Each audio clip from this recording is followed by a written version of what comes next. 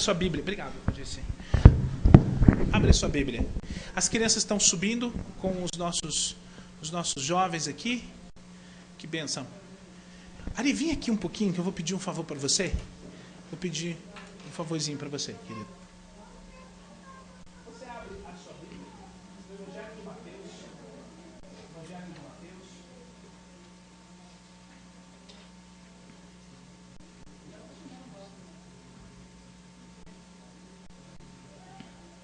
Mateus,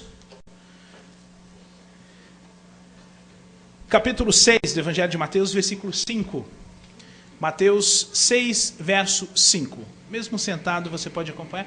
Tem dois jovens aqui com uma mamãe, primeira vez que estão aqui. Sejam muito bem-vindos em nome de Jesus. Deus abençoe muito a vida. Ah, tem mais uma moça, primeira vez também? Sejam muito bem-vindos em nome de Jesus. Tá bom? Tem mais duas moças também, primeira vez que estão aqui. Que Deus abençoe muito a vida de vocês. Estou vendo vocês com Bíblia. A minha oração é que Deus fale com vocês da mesma forma que tem falado na igreja que vocês têm frequentado. A minha oração nessa noite é que vocês recebam a resposta do que vocês estão perguntando para Deus. E a minha sugestão que eu dou para vocês, porque eu oro a Deus e a vocês eu dou sugestão, que o coração de vocês muito aberto, preparado para que o Espírito Santo fale na vida de vocês poderosamente. Sejam muito bem-vindos em nome de Jesus. Escuta mais ou menos? Muito pouco. Melhorou? Melhorou. Está muito grave. Assim? Tá bom? Que bênção.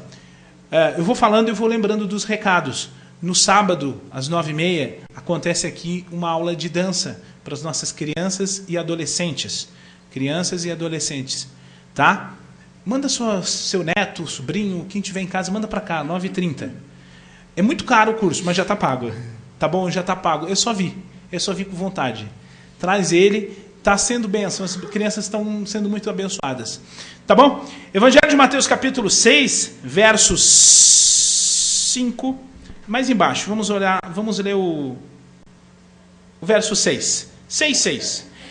Tu, porém, quando orares, entra no teu quarto e fechada a porta, orarás a teu pai que está em secreto, e teu pai que vem em secreto te recompensará. Vou ler mais uma vez. Tu, porém, quando orares, entra no teu quarto e fechada a porta, orarás a teu pai que está em secreto, e o teu pai que vem em secreto te recompensará. Vou ler mais uma vez. Tu, porém, quando orares, entra no teu quarto e fechada a porta, orarás a teu pai. Repete, pai. Mais uma vez, pai. Só mais uma vez, pai. Que está em secreto, e o teu pai. Mais uma vez, pai. Outra vez, pai. Que vem em secreto, te recompensará. Fecha os teus olhos e nós oramos assim. Querido Deus Pai de Jesus Cristo, nosso Senhor, nesta noite nós agradecemos por estares aqui, por teres nos trazido. Queremos dizer que nossa vida está completamente exposta a Ti. Não há nenhuma resistência à Tua palavra. Não há nenhuma resistência à operação do Teu Espírito Santo. Teu Espírito Santo tem neste lugar absolutamente toda a liberdade para quebrar a nossa liturgia, nossos protocolos e nossas tradições. Nós somos alvos fáceis para a atuação do Espírito Santo. Senhor, Tu pode nos curar. Nós já oramos, alguns aqui já foram curados. Tu já curasses alguns. Tu podes curar outros que ainda faltam ser curados. Tu pode curar nossa carne, mas Tu pode curar também nosso coração. Tu pode curar nossa alma. Tu pode curar nosso espírito. Tu pode curar nossos sentimentos. Pode curar até nossa memória. Pode curar, Senhor, as nossas memórias do nosso passado. Estamos expostos para essa cura. Estamos expostos para o Teu ensinamento. No nome poderoso de Jesus. Amém, amém e amém. Aqui, eu não sei quem sabe cozinhar aqui. Eu não sei quem sabe fazer comida. Um jeito de você cozinhar, um jeito de fazer comida, uma comida diferente, é você pegar uma receita. Alguém te dá uma receita e você começa a fazer tudo que a receita diz. Começa a cortar os ingredientes na medida certa e vai fazendo. Por exemplo, um exemplo de uma coisa muito fácil de fazer é bolo de caixinha. Bolo de caixinha é muito fácil, né? Não é? É difícil errar bolo de caixinha. Tem que ser muito ruim para errar bolo de caixinha. É ou não é? Sugestão, né, para as moças que são noivas, estão para casar. Quem errou, não é para falar. Tá, eu já sei. Tem uma pessoa entre nós que já errou bolo de caixinha. Você errou também? Tem uma pessoa entre nós que errou bolo de caixinha. É possível errar bolo de caixinha. Agora, o bolo mais difícil de acertar ainda é o bolo da vovó, o bolo da tia. Então, e como é que funciona isso? Você tem aquela receitinha, né, com aquele bolinho, com aquela pizza, aquela torta. Já viu receita da avó? Minha mãe tem um livrinho de receita assim, todo manchado com, né, com farinha, com chocolate. E naquela ali ela vai seguindo aquela receita.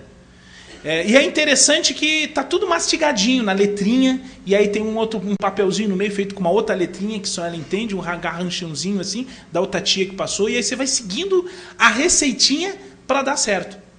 Mas você já pegou uma receita para fazer um bolo, ou uma torta, ou qualquer outra coisa, e seguiu toda a receita como tem que ser e deu errado? Às vezes acontece. Às vezes, o jeito, você está fazendo o bolo exatamente como a avó ensinou, como a sua mãe fazia. Você está seguindo a receita. Seguindo a receita, exatamente. Mas não fica igual o bolo dela. Você viu que eu entendo um pouquinho de bolo, não, quer dizer, de errar bolo, né? Você vai seguindo a receita, irmão, você vai seguindo a receita. Mesma quantidade de ovo, de açúcar, de farinha, de fermento, de chocolate. E no final, às vezes o bolo batuma. Vocês conhecem essa expressão batuma? Bolo batumado, nunca viu? Aquele bolo que não cresce. Solado, que chama. Lá no sul a gente chama de batumado. Né? O bolo que não cresce. E você fez exatamente igual ao que foi mostrado na receita. E deu errado o bolo. Às vezes a receita do bolo dá errada. Às vezes a receita da pizza dá errada. A receita da torta, a receita da comida às vezes dá errado. E aí você fica se perguntando assim, mas eu fiz exatamente como está escrito no livrinho. Eu vi na televisão, eu vi no programa de TV, eu ia dizer o programa, mas eu não vou falar que está gravando. No programa de culinária, peguei no site e fiz e não deu certo. Por quê? A culpa não é da receita. A culpa não é do que está escrito na receita. A culpa não é dos ingredientes que a gente compra. Às vezes a culpa é da mão. A culpa é de quem está fazendo. Porque não basta você ter a receita certa para fazer o bolo, se você não tem mão de boleiro. Se você não sabe cozinhar, não adianta dar a melhor receita. Você vai fazer várias e várias vezes. Mesmo a melhor receita, mesmo a receita mais mastigada, pode ser que dê errada. Tem bolos que estão dando errado, porque as pessoas que cozinham, elas não têm a postura. Falta uma postura de gente que faz bolo. Às vezes você não tem postura, você não tem jeito de boleiro, você não tem jeito de quem sabe cozinhar. Nesse caso, não adianta a receita estar mastigada. Às vezes a gente recebe a melhor receita e não consegue fazer dar certo. E aí é muito claro, você vê o jeito de quem sabe cozinhar. Às vezes o sujeito está cozinhando, faz um prato, bate uma foto, põe lá no Facebook, você vê aquela pia toda bagunçada. Aquela pia já denuncia que não sabe cozinhar. A pessoa que não sabe cozinhar, não adianta você dar receita. Se não sabe cozinhar, dá receita, vai perder tudo, vai perder a receita, vai queimar o filme de quem fez a receita. Porque a gente às vezes não sabe cozinhar. Irmão, às vezes as receitas não dão certo. Jesus nos deixou uma receita muito bem conhecida. Ele nos deixou, não é uma receita de bolo, ele nos deixou uma receita de oração, ele nos deixou uma receita de como falar com Deus.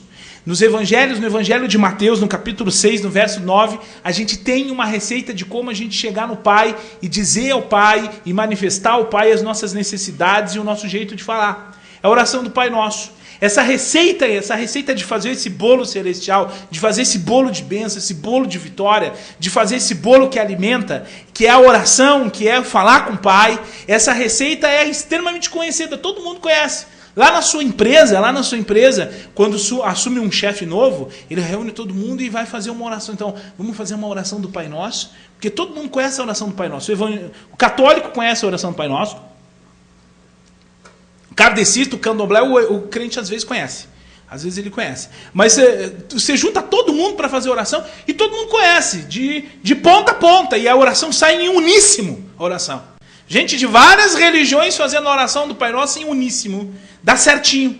Porque a oração do Pai Nosso é a receita de bolo que Jesus deixou. E é a receita mais conhecida, mais bem conhecida, um dos trechos da Bíblia mais bem conhecidos é a oração do Pai Nosso. É essa receita.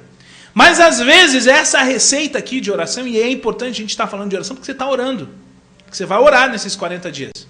Nós vamos orar nesses 40 dias. Igreja aqui do lado, Igreja Batista de Vila Joaniza está orando. Eles estão no processo de sucessão, começaram a orar para nomear a comissão.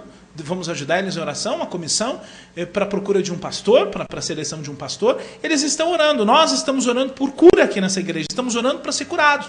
Nós já temos a receita, a gente já sabe orar. Você pega a oração do Pai Nosso, você vai seguindo passo a passo. Cada versículo da oração do Pai Nosso a gente pode estudar em cada domingo. Cada versículo está ali, tem um significado, tem um porquê de estar ali. Está dizendo alguma coisa. É uma receita singular, uma receita simples e que nós já sabemos. A pergunta é a seguinte, irmão. Se a gente seguir a oração do Pai Nosso, a gente vai conseguir terminar esse bolo? O bolo vai batumar, o bolo vai ficar solado. Se a gente seguir a receita de Jesus para falar com o Pai vai nos atender, o Pai vai nos responder, o Pai vai dizer sim ou vai dizer não, a gente vai alcançar. Nos próximos 40 dias, né, a gente já tem uma semana, então nós temos mais 33 dias de oração pela frente, nós estaremos orando. A pergunta é a seguinte, no final desses 33 dias, Deus vai nos atender? Essa é uma pergunta. Eu não sei se você já parou para pensar nisso. Ou talvez a gente tenha que fazer mais 40. Talvez ele diga, não, é mais 40. Não vou responder. Mas a pergunta é, que garantia que a gente tem de que a oração vai ser respondida? E aí a gente, antes de entrar na receita de bolo de Jesus, a gente vê a postura de quem Jesus quer que faça essa oração. Sabe por quê? Porque se você não for boleiro, não adianta você pegar a receita de bolo para fazer. Se você não tem mão boa para massa, não adianta você pegar a receita da pizza. Você não vai fazer. Se você não sabe cozinhar, não existe jeito da receita dar certo. Por melhor que a receita seja, você não consegue, porque você precisa ter uma postura de cozinheiro. Você tem que ser cozinheiro para que a receita dê certo. Se você não for cozinheiro, a sua receita não dá certo. O máximo que você consegue fazer é vitamina. Põe banana, leite, põe no liquidificador e bate. E mesmo assim... Ó, viu? Eu não sou cozinheiro, faltou açúcar. Né? E mesmo assim você corre risco. Se você não é cozinheiro, a receita não dá certo. A receita de Jesus para a oração pode dar certo para alguns. Por exemplo, no nosso país, a primeira oração que foi feita aqui foi o Pai Nosso. Os portugueses chegaram aqui, lá em Porto Seguro. Quem que é de Porto Seguro? Tem uma irmã nossa aqui que veio de Porto Seguro. Né? Porto Seguro, quem conhece Porto Seguro? Chegou lá em Porto Seguro, fizeram a oração ID, 1.500. Frota de Pedro Álvares Cabral desceu ali e começaram a fazer oração de Pai Nosso. E todo dia nesse país aqui, todo dia, irmão, alguém faz uma oração do Pai Nosso daquele dia em diante. Nunca mais se deixou de fazer oração do Pai Nosso nesse país. E só que no país não dá certo. O bolo batuma. A gente ora, faz oração do Pai Nosso, faz oração na empresa do Pai Nosso, mesmo assim tem o colega que puxa o tapete da gente. A gente faz a oração do Pai Nosso, mesmo assim tem o chefe da coordenação que desvia, que faz alguma coisa errada. O sujeito faz a oração do Pai Nosso lá na Assembleia Legislativa, na Câmara de Vereadores, no Congresso Nacional, no Senado, faz a oração do Pai Nosso e outras orações. E mesmo assim tem gente roubando, tem gente fraudando. A gente está ensinando nossas crianças a oração do Pai Nosso, mesmo assim o menino está colando, o menino está batendo no professor, o professor está surtando. Com toda a oração do Pai Nosso. E a gente pergunta, então a receita que está errado, pastor. Porque nesse país se faz a oração do Pai Nosso e o país não dá certo. Na escola, se faz a oração do Pai Nosso e a escola não está dando certo. Lá em casa a gente faz Pai Nosso para dormir, pastor. E as crianças mesmo assim têm pesadelo. A gente faz a oração do Pai Nosso e mesmo assim o casal está brigando. Na igreja a gente faz oração, a gente segue a oração, a gente ora. Eu vi igreja orando e brigando. Tem crente que ora, e quanto mais ora, mais fantasma aparece. Por que está acontecendo isso? Se a gente está seguindo a receita. E aí a gente precisa saber se o problema está na receita. E antes da gente entrar na receita, Jesus adverte. Jesus fala qual é a nossa postura para que a receita dê certo. Porque se você não for cozinheiro, a receita não vai dar certo. Se você não for boleiro, o bolo não vai sair. Se você não for pizzaiolo, a pizza não vai acontecer. Se você não tiver uma postura certa, a receita de Jesus de oração não se concretiza. A gente olha para o texto, verso 5, verso 7, e Jesus fala de 3 pessoas que oram. 3 pessoas que oram. E ele reprova 2 delas e aprova uma. Tem 2 pessoas que Jesus diz, não copie essas 2 pessoas para orar. Essas 2 pessoas podem pegar a oração que está no verso 9 em diante e elas não vão ser ouvidas. Elas podem seguir essa oração e não vai acontecer nada. Se essas duas pessoas estiverem aqui conosco orando, elas vão orar nos próximos 40 dias e não vão ajudar em nada nós. Se nós assumirmos a postura de duas dessas pessoas que Jesus exorta, nós vamos orar 40 dias, ou 400 dias, ou 4.000 anos, e nós nunca vamos ser curados, nós vamos adoecer mais. Porque aí não depende da receita, depende da postura. Não depende do que a gente diz nas palavras, depende do jeito, da forma da nossa conduta. Porque tem muita gente fazendo oração bonita, irmão, e pecando. Tem muita gente fazendo... projetando, proferindo palavras profundas, palavras belas, fazendo música linda que está tendo uma vida torta, está tendo uma vida dupla. Por quê? Porque não são as palavras, é o coração de quem fala. E é isso que ele está advertindo. Ele fala dessas três pessoas. Uma delas vai tomar a receita e vai seguir a receita da oração do Pai Nosso e vai dar certo. E eu preciso ser como uma dessas, e eu não posso ser nenhuma das outras duas. E quais são essas três pessoas? Duas estão reprovadas, uma está aprovada. Uma pessoa que está reprovada está no verso 5. Olha aqui que ele diz assim, uma das pessoas que vai orar, e Jesus está falando, não ora assim. Não ora desse jeito, não seja desse jeito, não se comporte desse jeito. Se você é assim, a receita vai dar errada. Se você é assim na Igreja Batista Boas Novas e você for orar, você não vai ajudar os irmãos. Ninguém vai ser curado se você for desse jeito. Se nós formos desse jeito, que está no verso 5, a nossa oração não vai ser ouvida. E é talvez por isso que o nosso país está do jeito que está, por mais Pai Nosso que eles orem. Porque o problema não está no Pai que é nosso, não está na oração do Pai Nosso, está em quem faz a oração do Pai Nosso. E aí o verso 5 diz, Jesus, quem ele não quer que faça a oração, e essa pessoa não vai conseguir ser ouvida por Deus ou ser atendida por Deus, por melhor, mais bonita, mais bem elaborada que seja. Por melhor que seja a receita, o bolo desse vai ficar solado. Que é esse sujeito que está no verso 5 que diz assim, e quando orares não sereis como os hipócritas. Quando orares não sereis como os hipócritas. Quando orares não sereis como os hipócritas. E Jesus dá um exemplo de quem é um hipócrita. Palavra hipócrita, o que significa a palavra hipócrita? Tinha o Senhor Jesus usa essa palavra hipócrita. Mateus atribui ao Senhor Jesus, porque é uma palavra grega. Jesus está pregando em aramaico, Mateus escreve em grego, e ele usa essa palavra hipócrita. Até Jesus usar a palavra hipócrita era neutra. Não era xingamento. Hoje, quando você quer xingar uma pessoa, você chama de hipócrita. Não é? Você chama, fulano é hipócrita.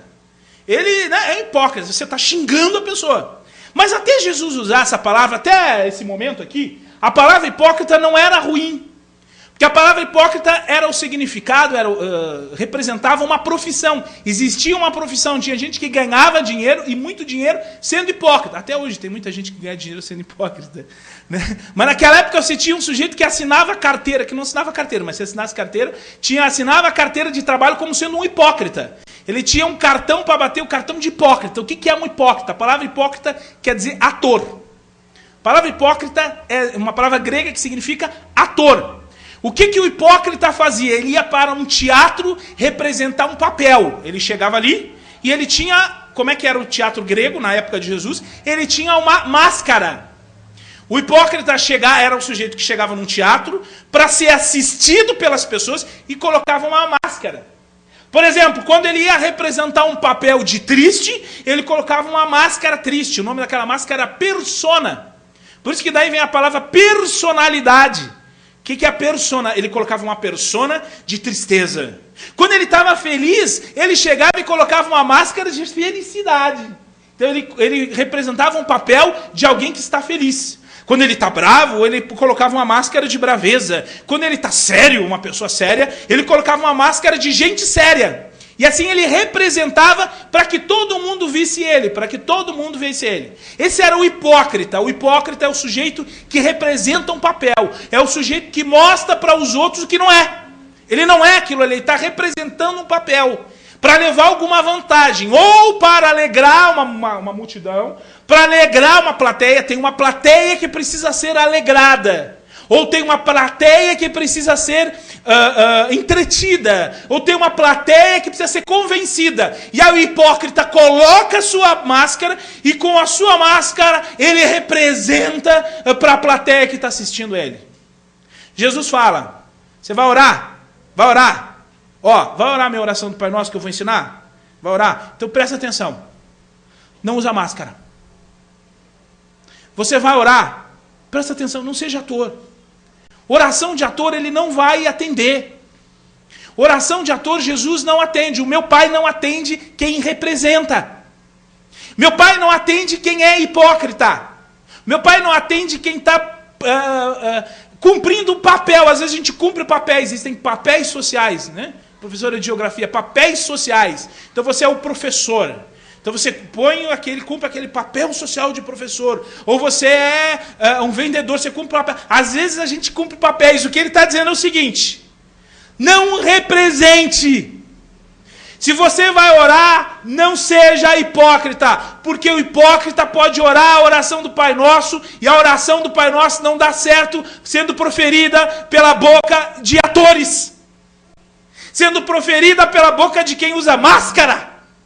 Quem usa máscara não vai ser atendido, por mais bonita que seja a oração. Ele não atende oração que sai de dentro de um furo de uma máscara.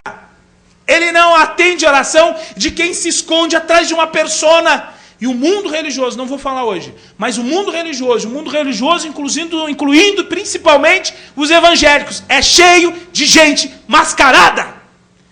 Jesus não ouve mascarado. Jesus não recebe louvor de mascarado.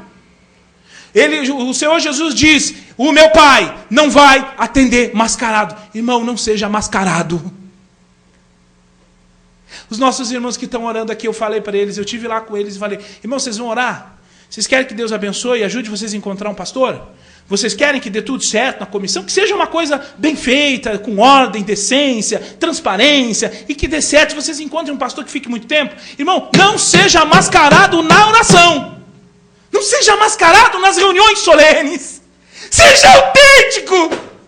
Porque ele não ouve mascarado, ele diz. Não seja hipócrita. Por isso que o bolo está batumando, irmão. A vida de muita gente está assolada. Porque está usando máscara. Nessa noite ele está aqui para recolher máscara dos nossos rostos. No nome de Jesus. E você podia aplaudir ele por isso que ele vai fazer.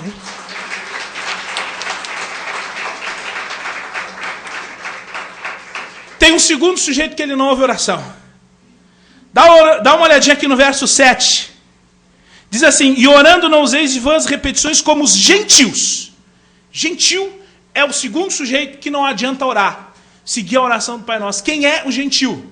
O gentil, né? Gentios, não é gentil de gentileza. Gentios de gente, chamava gentes. Essas gentes, os judeus, quando viam alguém que não era judeu, chamava essa gente.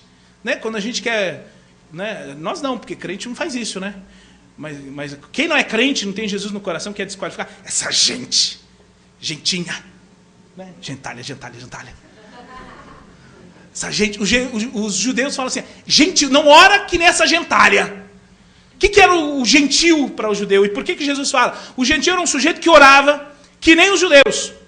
E sabia fazer as orações e às vezes orava a Deus. Alguns Deus ouvia, outros não. Você vai pegar um oficial romano lá em Atos dos Apóstolos, ele foi ouvido. Mas a maioria dos gentios não eram ouvidos ou não eram atendidos. Por que eles não eram atendidos? Jesus explica como é que é a oração do gentio. Porque o gentio tinha uma relação com os deuses dele muito estranha. Porque eles não conheciam Javé, eles não conheciam o Deus de Abraão, de Isaac e de Jacó. Eles oravam a Baal, eles oravam a Zeus, eles oravam a Osíris, eles oravam aos seus deuses, Apolo, eles oravam a Diana, eles oravam aos seus orixás, na África eles oravam, era essa a relação, mas como é que era a relação? Era uma relação de troca. A oração que eles faziam com os deuses deles é assim, ó, aqui Deus, acabei de matar um novilho, hein? Se você não me atender, eu te abandono, sigo outro Deus. Era uma oração de pressão. Era assim, não era oração, era pressão, era protesto. Não era oração, eles estavam protestando, eles queriam colocar os deuses na parede, eles chantageavam os deuses. Eles diziam para os deuses, ó, se vocês não me abençoarem, eu vou mudar de Deus. Era assim que o gentio fazia. Vou seguir o Deus de outra nação. Então qual era o objetivo? Era derrubar a autoestima dos deuses. Então Zeus, que era muito vaidoso, quando ficava sabendo, na cabeça dos gentios, quando ficava sabendo que o seu súdito, o seu religioso ia abandonar ele, o Zeus entrava numa crise de autoestima. Que as adorações a Zeus estavam caindo, o ibope dele estava caindo. E aí Apolo, que era vaidosão, todo saradão, Deus já ficava na academia o dia inteiro, não, todo sarado, ele ficava com crise de autoestima, porque os seus seguidores não estavam mais seguindo ele. A Diana dos Efésios quase entrou em crise, tadinha. Teve que tomar cloridrato de venlafaxina, de tão deprimida que ela ficou. Porque todo mundo estava seguindo Paulo para adorar Jesus e ela ficou passada com aquilo ali. Ela achou um desaforo, aquele monte de Efésio, abandonar ela, cidade de Efésio, para seguir outro. Qual é a relação que tem? Uma relação de troca. A relação dos gentios é uma relação de troca, uma relação de pressão, uma relação de chantagem, é a relação de medo. Eles tinham medo dos deuses. Então vamos orar, porque se não orar, Deus vai castigar. Vamos falar com Deus, porque se a gente não falar, a mão de Deus vai pesar. Se a gente não, Deus vai ficar triste, irmão. Deus fica triste, Deus fica zangado, Deus fica bravo, Deus se pressiona, Deus me... Né? É uma oração assim de barganha, eu vou dar oferta. Porque se eu der a oferta, eu acalmo Deus. É assim que eles faziam. Era barganha, troca. Jesus fala, meu pai não faz troca. Meu pai não barganha. Meu pai não é chantageado. Meu pai não pressiona e não é pressionado. Querido, presta atenção numa coisa que eu vou te falar. Jesus, presta atenção, olha aqui para mim. Olha aqui para mim. Alguns de vocês estão aqui todo domingo. Outros vêm de vez em quando. Outros vêm a cada 15 dias, outros vêm uma vez por ano. Alguns vieram, eu não sei nem se vão voltar. Mas presta atenção no que eu vou fazer. Se você tiver que levar alguma coisa daqui, presta atenção no que eu vou falar. Presta atenção. Não esquece o que eu vou te falar. Jesus não oprime ninguém. Nunca ninguém foi oprimido por Jesus. Não existe pessoa oprimida por Jesus. Não tem ninguém, irmão, ninguém que vai chegar no céu e vai dizer, Jesus, estou tomando remédio controlado porque eu te segui. Ninguém toma remédio controlado por causa de Jesus. Ninguém ficou doente por causa de Jesus. Eu conheço um monte de gente doente por causa de religião, por causa de igreja, por causa de dogma, por causa de tradição, por causa de promessa, por causa de pastor, por causa de libertação que não liberta, por causa de um monte de coisa. Mas ninguém ficou preso por causa de Jesus, porque se o Filho vos libertar, verdadeiramente sereis livres. Aleluia. Jesus liberta. Em Jesus a gente é livre. Vinde a mim todos vós que estáis cansados e oprimidos, eu vos aliviarei. Irmão, presta atenção. Se você está oprimido, pode estar. Você pode estar. Não deveria, mas pode estar. Não é Jesus que oprimiu.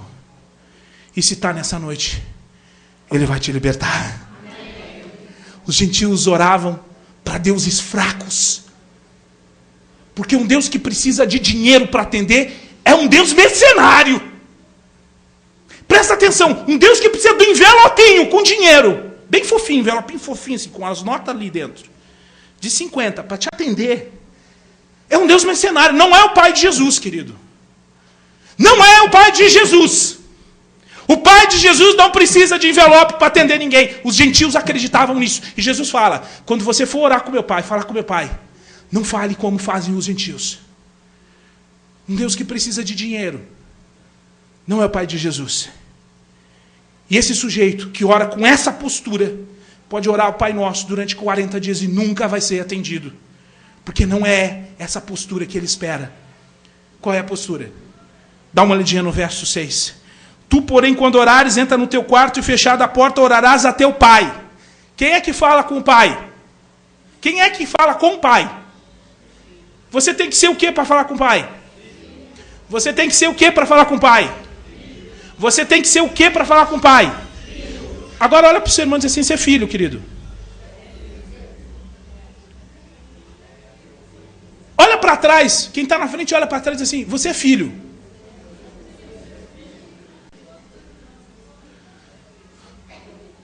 Irmão, sabe para quem que a oração do Pai Nosso dá certo? A oração do Pai Nosso não dá certo com o mascarado. A oração do Pai Nosso não dá certo com o mercenário.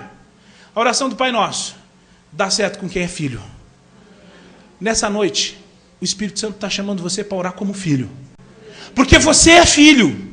É que às vezes a gente é filho e o diabo quer colocar máscara nos filhos. Às vezes a gente é filho e o diabo quer tratar a gente como mercenário. Às vezes a gente é filho e o diabo nos engana e nos impede de orar como filhos. Mas nessa noite, você vai ser atendido. A sua oração vai dar certo. E o seu bolo não vai batumar nem ficar solado. Porque você vai orar como filho de Deus. Eu queria que você ficasse de pé para nós orarmos por isso.